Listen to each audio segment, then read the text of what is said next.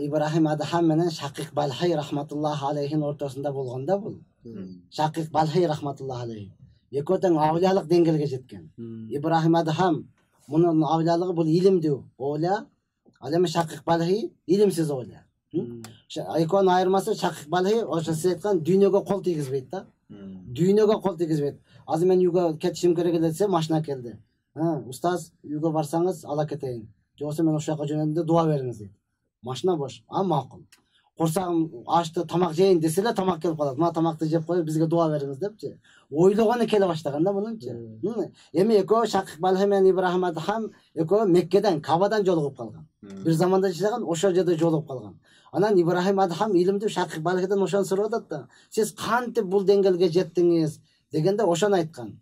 Дүйнөгө кол тийгизбей, кийимди алмаштырыш керек болду. Мынан кийип коесузбу? Муну болсо неме кылып жууп коеюн депчи. Ойлогон ою ошол заматта келип калган да. Анан ошондон сураган. Сиз кантип жеттиңиз десе, мен оңой эле. Азыркы окуяны ошол айткан да.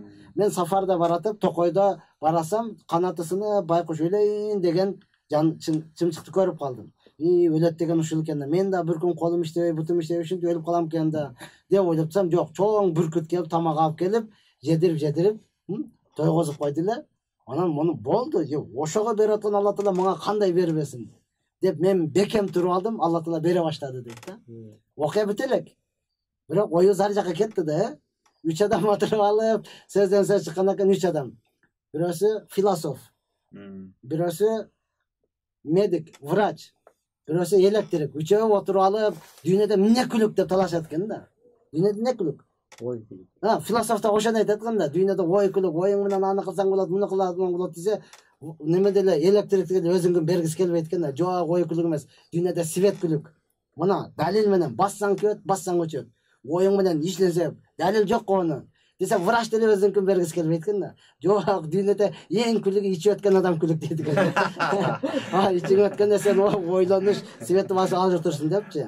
Чынында бул окуя немеде келген. Фазай Садакат.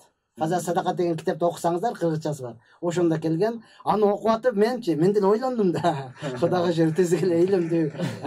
Мен деле отуруп алсам болот экен депчи. Окуя чыга элек, бирок ой кетти да. Ошондо анан Ибрахим Адхам айткан. Азыркы сөздө ошол айткан, сиз эмне үчүн өзүңүздү канаты сынып, байкуш болуп жаткан кушка теңейсиз? Пайгамбардын хадисин уккан эмессизби? Пайгамбарыбыз айткан, астыңгы колго караганда үстүнгү кол жакшыраак, суроочуга караганда берүүчү жакшыраак. Пайгамбардын үммөтү ар дайым жогорку деңгээлди көздөш керек.